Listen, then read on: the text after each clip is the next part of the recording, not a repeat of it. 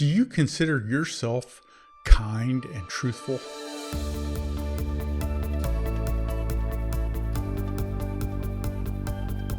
Hi, I'm Mike Henry, Senior with Follower of One. Thanks for joining me again today on the Follower of One podcast. I'm grateful that you listen. Today we're in our third day of going one verse from each chapter of Proverbs.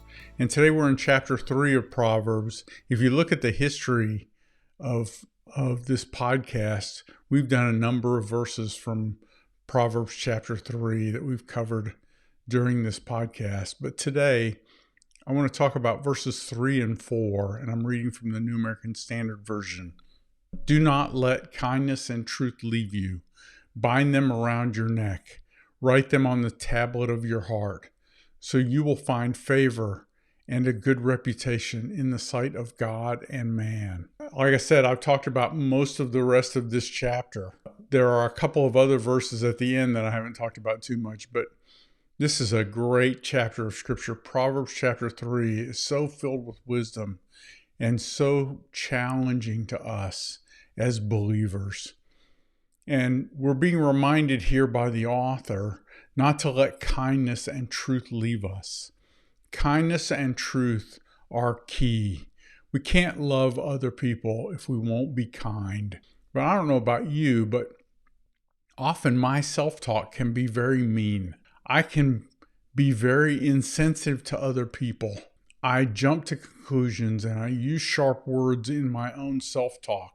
And what happens is that I take myself out of a position of kindness and truth. I basically disqualify myself from being able to help other people move one notch closer to Jesus. I just take myself out. But the author here is reminding us that kindness and truth are keys. Now, different translations use slightly different words here, but this is about having a gentle love and an honest appreciation for the people that we interact with and the things that we're doing.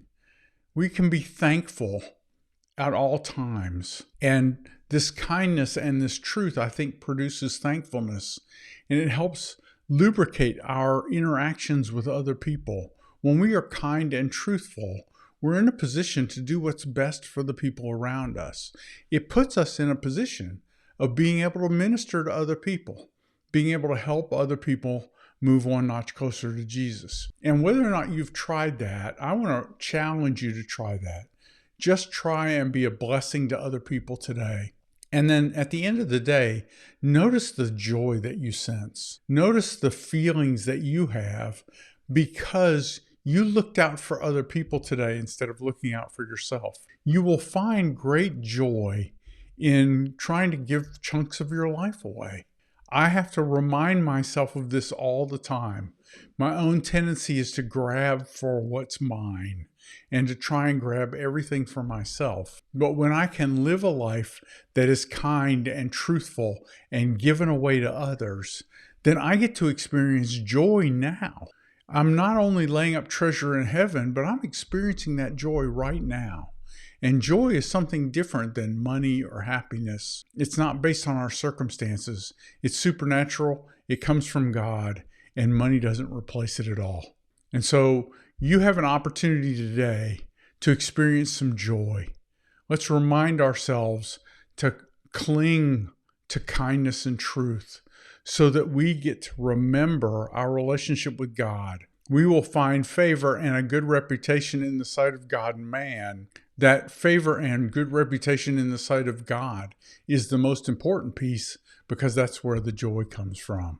Thank you for being a marketplace minister. Thank you for considering how your faith can make a difference in the lives of every person that you meet today. Nothing can keep you from being a minister to the people that you work with, and you control the throttle even of the joy that you can experience simply by obeying Jesus and focusing on these tips. Thank you again for being a marketplace minister. Let's remember what we do because we follow Jesus matters forever. Thanks very much.